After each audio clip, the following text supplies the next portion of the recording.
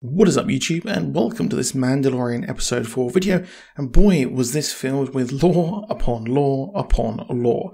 We had some answers, or at least hints, that we will at least get some answers in the future about Palpatine working to make Snoke and of course clone himself. And this will be a spoiler-filled video if you haven't guessed.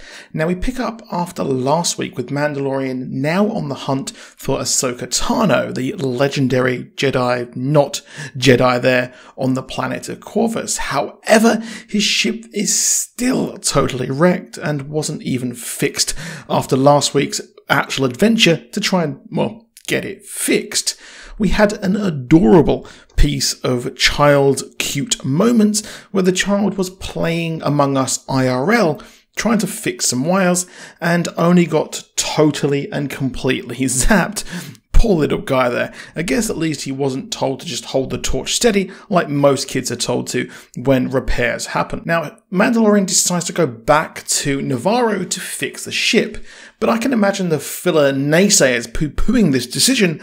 But think about it, we haven't checked back in with Cara, the anti-masker, and Greef Karga since the final battle of last season.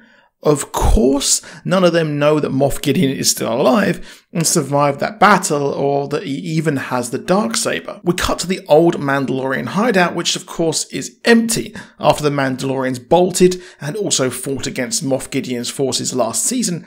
But it turns out that Cara is now the marshal of this area and takes out the bandits. Hey, man, I wouldn't mess with her at least.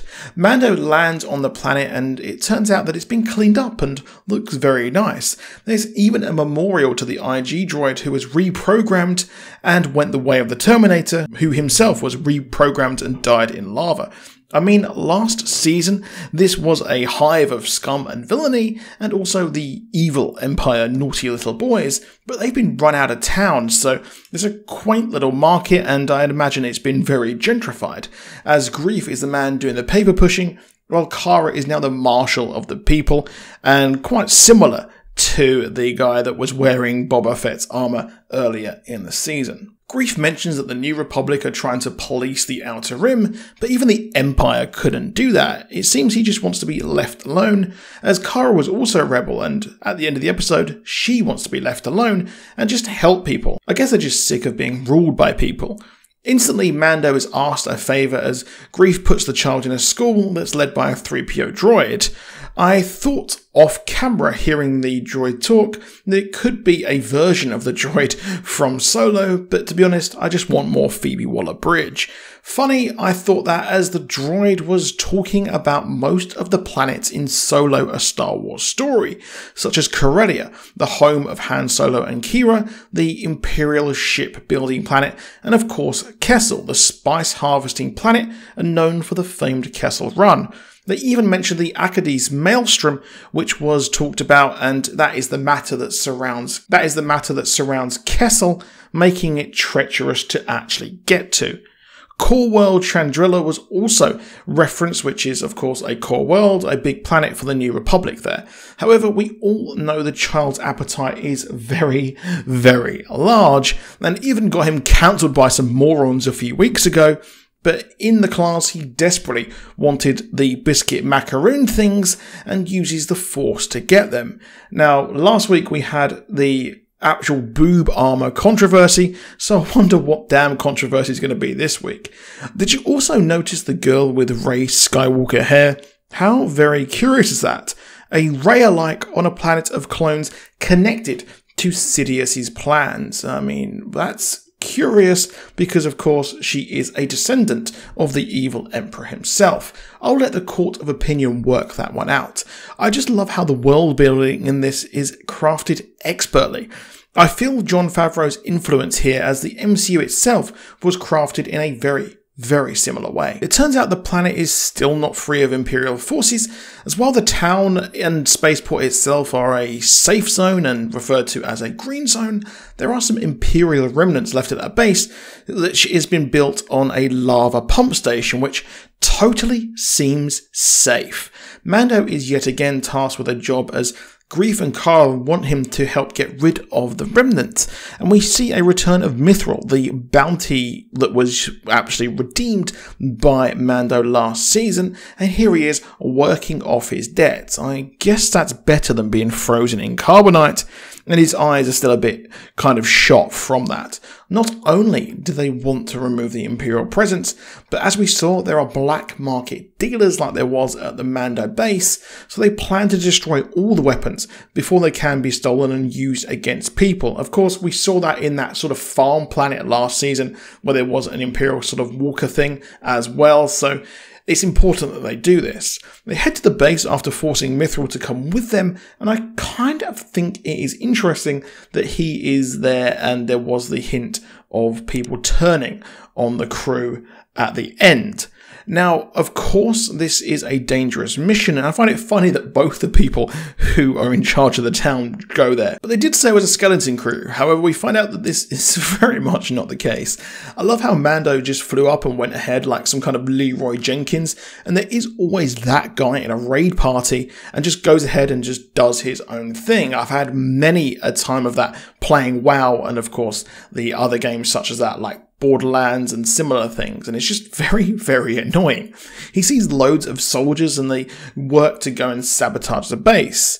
Now, this could have easily just been filler, but I enjoyed seeing the base and seeing this splintered empire still operating, which was kind of amazing, and it just goes to show that even though the Death Star was destroyed, these extremists still very, very much exist. Sort of similar to the Battlefront 2 story, which I just started playing this week. However, it's not long before they find the smoking gun, which is some scientists who don't even run but try to die to protect the secrets. They seemingly there were working on some tubes, which is interesting, but there are clones in these tubes that look very similar to Snoke or possibly Palpatine's clone there at the start of Rise of Skywalker, so theory head on. This looks like the origins of the Emperor's cloning efforts. I mean, it's almost 20 odd years before that big Sidious return reveal, and we know that the First Order came out of the unknown regions with Snoke and near the Outer Rim. So maybe this is the start of that, and I did say last week that Moff Gideon could be working on using the First Order or starting the First Order last week. I always wanted to know how Sidious returned and Snoke was created. It's a mystery and story that desperately needed to be threaded through the sequel trilogy, just like Sidious' story in the prequel trilogy. And, well, I guess we're getting it here in a superb fashion, but it's just a shame. It's just weird. But we learn why the Empire and Moff really wanted the child. They needed someone with a high M count, and of course that is midichlorians, which was explained in great deal by Qui-Gon Jinn, and someone with a high count is able to use the Force, aka Jedis and such, and I expect the child's to be very, very high.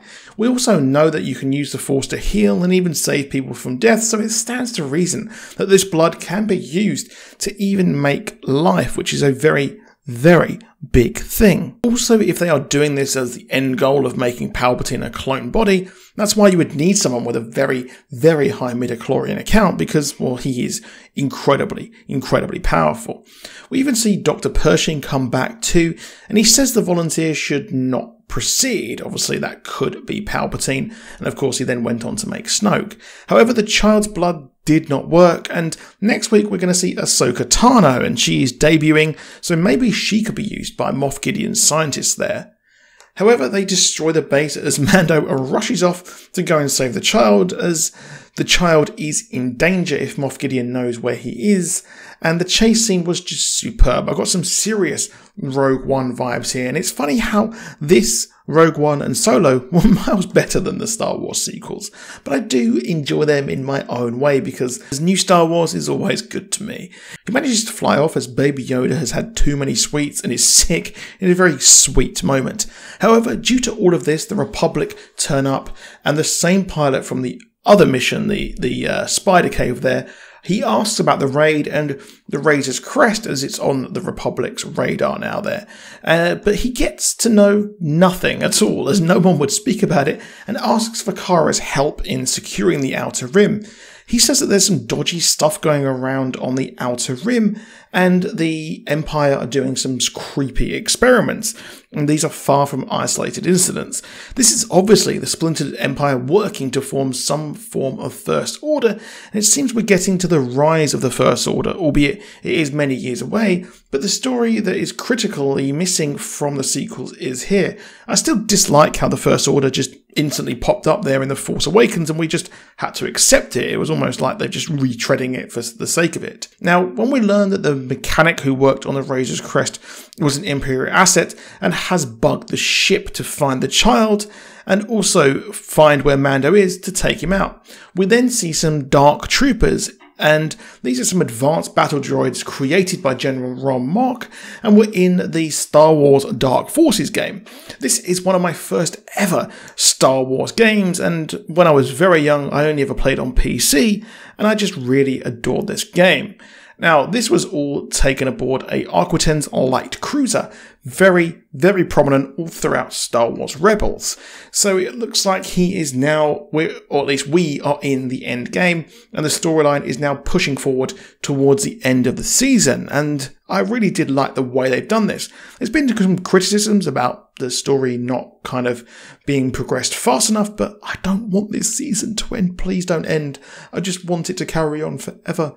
Overall, it was such a great episode, and again, I adored it. 39 minutes, I just wish it was 39 hours. But next week we've got Ahsoka, and we will possibly learn the name of our boy, the child. So expect some big reveals there next week, and it's going to be fun to see that. But that is it for this video. If you enjoyed it, please do consider dropping a like down below, and please do subscribe with notifications on to never miss a video. We will have a video on The Crown tomorrow. Sunday we will have a movie breakdown, possibly Run, and Monday we will have a His Dark Materials breakdown as well. That's your schedule. I'll see you soon, and goodbye.